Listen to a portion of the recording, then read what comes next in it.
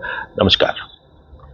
हम अभी देख रहे हैं कि ऋषि उद्दालक किस प्रकार से मनन कर रहे हैं और उनकी जो प्रयत्न है वो ये है कि वो किसी प्रकार से स्रोत तक पहुंच जाए। जैसे एक नदी की स्ट्रीम है, उस स्ट्रीम के दूसरे छोर पर हम अगर खड़े हों और हमें स्रोत तक जाना हो तो हमें जिस जगह पर हम हैं उस जगह को छोड़ना पड़ेगा और छोड़ते रहना पड़ेगा, नेगेट करते रहना पड़ेगा तब तक जब तक कि हम सोर्स तक ना पहुंच जाएं। हम इसके आगे देखते हैं, उससे पहले भज गोविंदम का एक बहुत अच्छा रीडिंग जो मैंने देखा था उसको पढ़ते हैं, उसके बाद आगे बढ़ेंगे। इसमें कहते हैं, lord of death is called the great controller Yama, but for the principal of death so efficiently working all around, existence would have been impossible, nor can the creation ever take place. For to create is to annihilate the present condition of a thing, thereby making it into a new form and presenting it in a new condition. Thus viewed, the very creation is a continuous process of annihilation. ये जो हम बात कर रहे थे screen सेवर्स की, death की, world appearances की, ये वही है। कहते हैं कि जो यम है ये बहुत अच्छा सक्षम कंट्रोलर है, क्योंकि ये जो डेथ है इसको बड़े अच्छी तरीके से कंटिन्यूअस बिना अवरोध के करते जा रहे हैं। अगर ये ऐसा ना करें, अगर ये डेथ एफिशिएंटली ना हो तो जो क्रिएशन है वो संभव नहीं होगी, क्योंकि जो भी क्रिएशन है वो जो भी प्रेजेंट फॉर्म है उस वस्तु का, उस प्रेजेंट फॉर्म को समाप्त करना है। और इस तरीके से हम कह सकते हैं कि कोई भी क्रिएशन होगी वो समाप्त होने का एक कंटिन्यूअस प्रोसेस है, डेथ का कंटिन्यूअस प्रोसेस है। अब हम देखते हैं कि ये है भज गोविंदम। अब हम देखते हैं कि ऋषि उद्दालक आगे क्या मनन करते हैं। कहते हैं कि कोई भी धारणा, कोई भी विचार कॉन्शियसनेस का, स्व का या असीम चेतना का अनुकूलन नहीं कर सकता, क्यों? मगर मन और जितनी भी सेंसेस हैं, इंद्रियां हैं, ये एक इस प्रकार का भ्रम पैदा करती हैं कि हम इस शरीर में सीमित हैं। और जब ये भ्रम रिपीट होता है तो हम इसको असल मानने लगते हैं। जो स्व है, सेल्फ है, ये किसी भी कॉन्सेप्ट और किसी भी नोशन के पार है, चाहे वो डेथ ही क्यों ना हो, बर्थ ही क्यों ना हो। हम इसको इस तरीके से भी देख सकते हैं कि राजा हमेशा राजा ही होता है, चाहे वो कहीं भी चला जाए उसको राजा ही कहा जाएगा।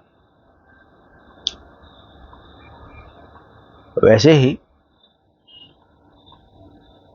असीम चेतना चाहे हमारे शरीर के बाहर हो या अंदर हो, वो है असीम चेतना ही।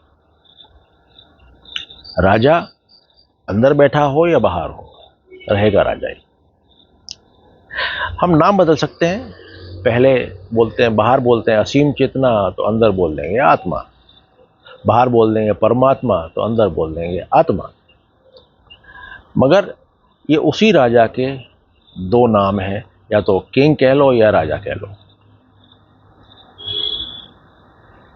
फिर ये बोलते हैं कि जो अहम भाव है, अहंकार का जो भाव है, ये इग्नोरेंस है, ये जो है ये अज्ञान है। और माइंड, ये भी अज्ञान है, क्योंकि माइंड एक मिराज की तरह से अपीयर होता है, मगर असल में है नहीं, माया है, और माया हमेशा अज्ञान में है। तो ईगो भी इग्नोरेंस है, माइंड भी इग्नोरेंस है, और ये जो संसार के अंदर जो भी पदार्थ हैं, ये सारे पदार्थ इनर्ट हैं। इनर्ट मतलब स्थूल, अक्रिय है। तो ये कौन है जो कहता है मैं हूं? ये ईगो कौन है और ये कहां है?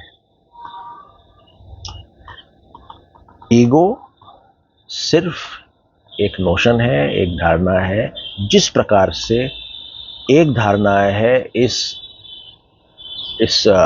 स्काई को के नीला होने की एक धारणा है, वैसे ही ईगो का, मैं का होना भी एक धारणा है।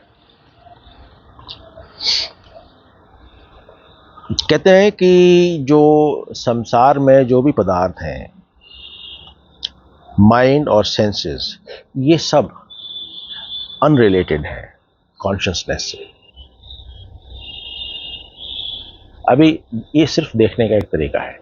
एक तरीका है जहां हम कहें कि ये सब कुछ एक है, सब कुछ कॉन्शियसनेस ही है। समुद्र में जो भी है वो समुद्र है। एक तरीका तो ये हो गया। दूसरा तरीका हो गया,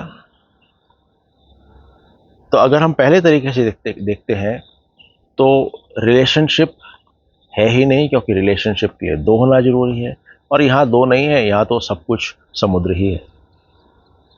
पर यदि हम इन सब को, अस्तित्व को हम रियल मानते हैं, हम बोलते हैं समुद्र के अंदर जो जो चीज़ें हैं ये अलग अलग हैं, मछली अलग है, और वो जो वेव है वो अलग है, ये सब अलग अलग हैं, तो उस केस में हम ये कह सकते हैं कि ये सब जो अलग अलग चीज़ें हैं ये कॉन्शियसनेस से रिलेटेड नहीं है। जैसे अगर हम लकड़ी को और पत्थर को बगल बगल रख दें तो ये दोनों रिलेटेड नहीं होंगे। वैसे ही जो संसार के जो पदार्थ हैं, माइंड और सेंसेस हैं, ये सब एक कल्पना है, और ये एक अनरिलेटेड है कॉन्शियसनेस से।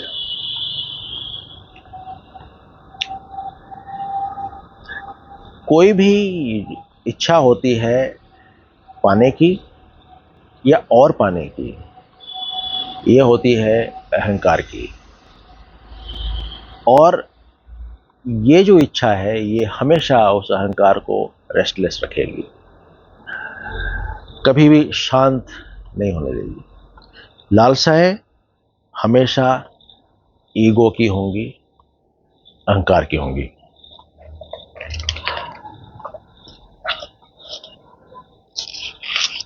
फिर ये है कि जिस प्रकार से मटका, एक घड़ा मिट्टी के अंदर ऑलरेडी है, उसी प्रकार से ये जितने भी शरीर हैं, जितनी भी बॉडीज हैं, ये सब भी कॉन्शियसनेस में ऑलरेडी हैं।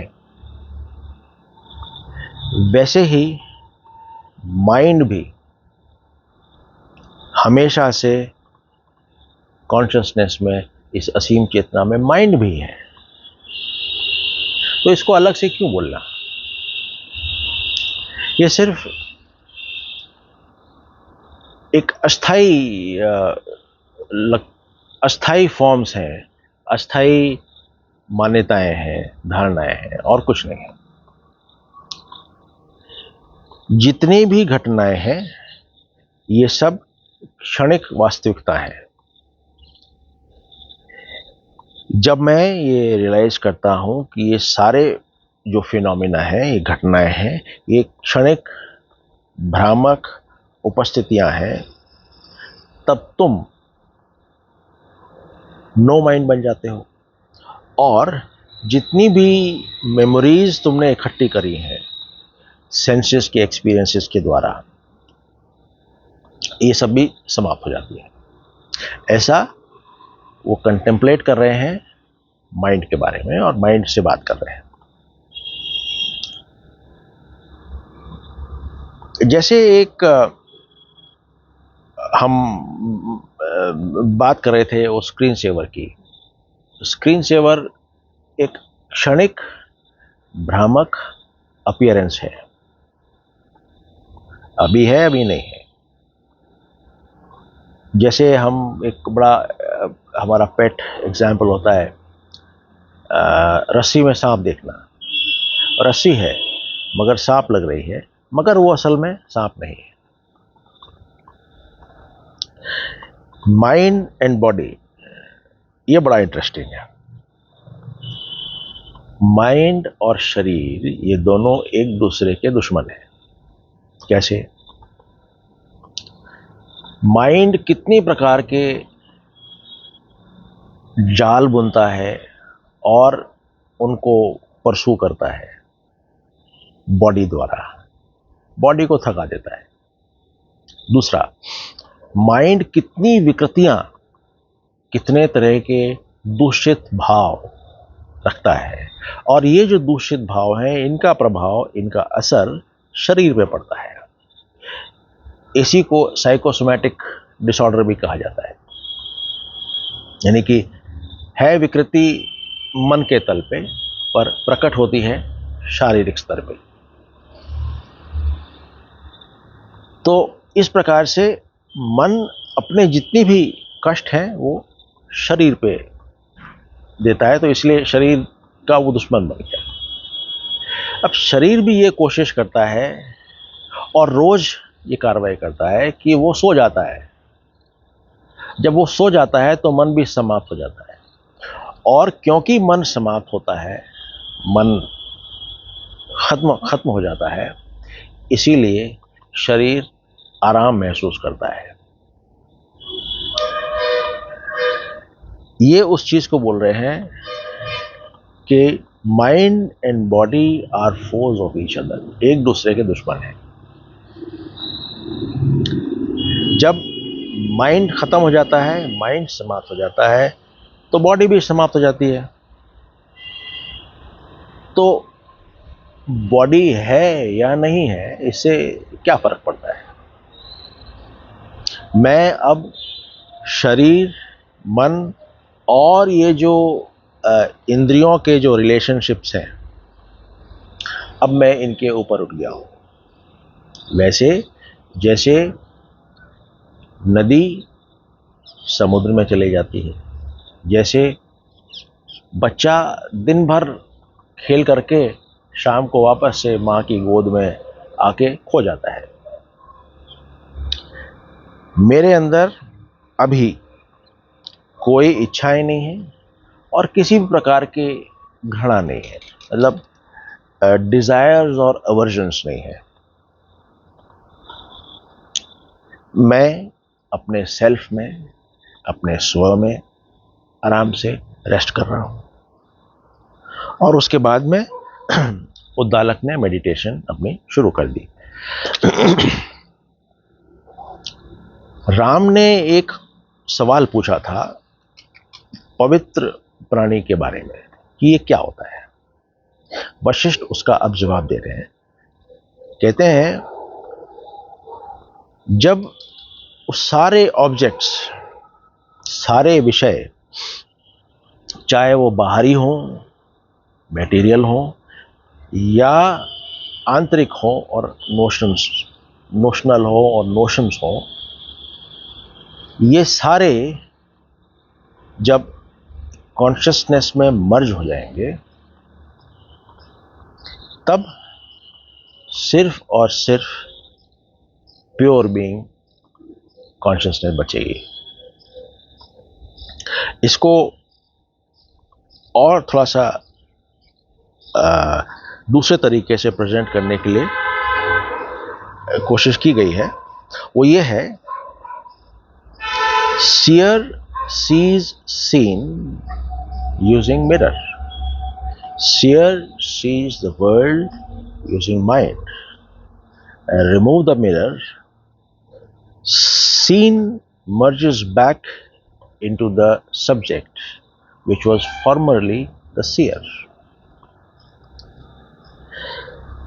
शीशा हटने पर दृश्य यानी कि विषय का पृथक अस्तित्व समाप्त हो जाता है, क्योंकि वो जो अभी तक दृष्टा था सिर्फ वही रह जाता है।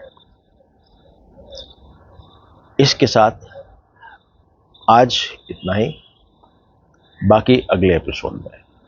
शुक्रिया।